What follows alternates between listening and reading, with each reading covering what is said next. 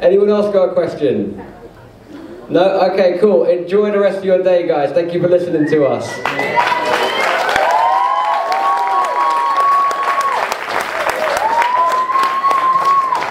One small thing, yesterday, and I have no idea the content of what I'm about to present to you here, but a young lady had an epiphany and she was denied the chance of sharing that with the group, and she really, really wanted 5-10 minutes of mic space to do that. And as this is still our mic space, as my random act of kindness for the day, it's Becca back and beyond here, and she would like to share something that she thinks is important with you all. So give her the time of day, please.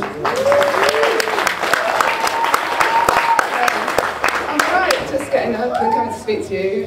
This last time I did, it's my first ever time in front of a microphone, but my stage fright will give me the momentum to speak to you. I'd just like to say your talk moved me more than any talk has ever moved me in my whole life, and every person who watched you here will be much kinder from it in the future, and every person who sees anything that you do on the street will be fundamentally affected by that for the rest of their lives. I feel honoured to follow you. When I go about my day-to-day life, when I'm feeling alright, I try to catch every individual who I walk past by and smile, and I feel that I make a big difference in doing that in my life. I'd like to share a little bit of physics with you too, coincidentally. Some of you may or may not know that nothing ever made anything else cold, ever. See, cold is the absence of movement energy, which is warmth, and absolute zero, which is no movement, doesn't necessarily exist. So therefore, the coldest thing in the universe still has a little bit of warmth. And it is impossible for something that's moving less to make something which is moving more move less without applying a force of its own. So the thing that's moving more always makes the thing that's moving less move more. So if you're cold, it's only ever because you've given too much warmth away. How beautiful is that?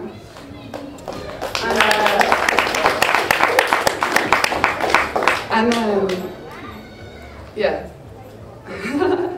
You must be careful with what you put out there, yeah? Because negativity is often much farther spread. It's like the roots of a weed. And positivity, let's call it positivity, it's like a tree and it grows. But sadly, the force of positivity is much more easily stopped if you're walking down the street and smiling. If you receive a blank expression or a negative expression, you'll very often stop smiling. If someone smiles back, you'll carry on. But, and if somebody is walking down the street with a negative expression, yeah, every person who they pass by on the street chooses to let themselves be negatively affected by that. And even if you don't let it make you unhappy, if you let it make you less happy, it's all on the same scale, yeah? And that's criminal, that you let that person who's negative make you less happy to pass on less happiness into your life.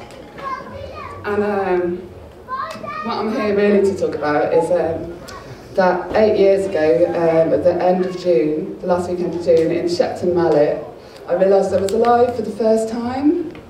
I got stranded in Bristol for a week and ended up at this free party. I got there and I thought, this isn't a free party, this is this sweet festival that I got an invite to last week. It was called Earth Ascendance, and it rained for 2 or 3 days before we got there.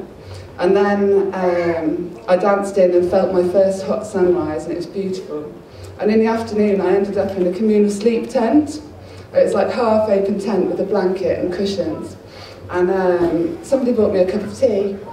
And I looked at the fabric of the tent and the blanket and my cup of tea, and I started to think about where everything in this man-made world comes from.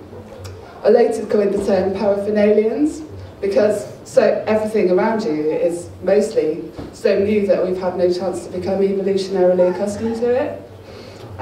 But I looked at my cup of tea and I thought about it, and it's a seemingly simple thing, yeah? But it's a history of farming and the machines that are involved in farming, the machines that make the machines, and the rocks where the oil comes from. And the tea is grown in China or India, and the tea bag is shipped, and the components of the ship, and the tea bag factory, the trees that grow to make the tea bag, and the ones that are burnt in the kiln and the components of the kiln. And it could have been made 2 weeks ago in a factory, or 10 years ago in a potter's wheel. And the water has been through everybody, and the ingredients of the glaze, and the other drinks that have been in it, and the other people's hands that it's been in. It could have been someone's favourite mug, but it's got a chip in it, and now it's in your hand. And the cup of tea is a simple thing. And if you could see the path that everything had travelled, say on a black background, with the thinnest fluorescent green thread, say, you wouldn't be able to see the floor. Now before this day, I was running around and I was having a great time and I was off my head, but every now and then popped into my head, but what is the point, Becky, And I thought, stop thinking that, think this, think that, think anything else, because that terrified me. I thought perhaps that I thought life was essentially meaningless, but I never thought about it. At moments I might envy someone their faith because of the security that that might give them. But my logical mind didn't allow me to believe in that.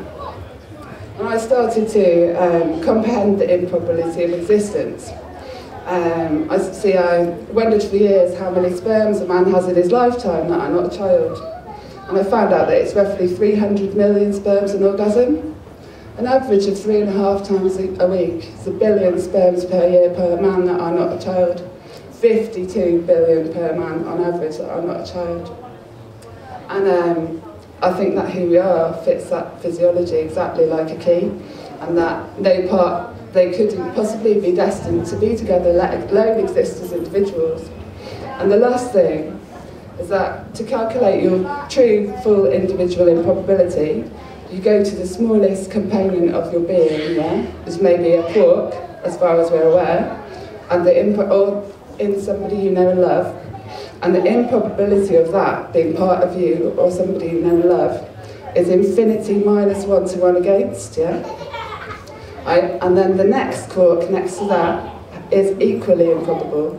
And you calculate, right, they turn and look each other in the eye, and the chance of them being part of somebody you love is infinity minus 1 to 1 against, reflected infinity times in their eyes.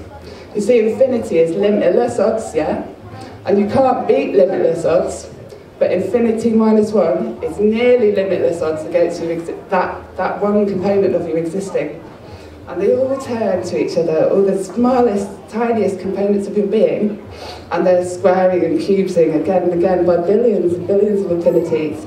And the calculator can't do the first step of that, And then you reach the top of your being and the top of your consciousness, and you have your full, true individual improbability.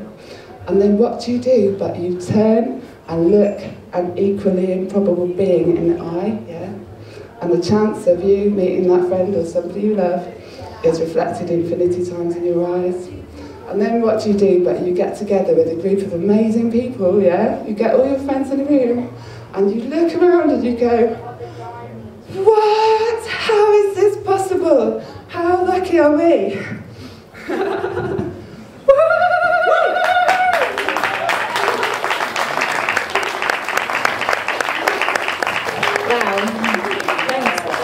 Amazing speakers this afternoon. We've had a real day of it in here. We're going to have a little break, and then you'll have a cup of tea and maybe a breath of fresh air. But come back at 5 o'clock. We've got Venus Kamara doing some amazing poetry, followed by Suda and Tuisha starting off an evening of beautiful music. So thanks for sticking around. Have a great time.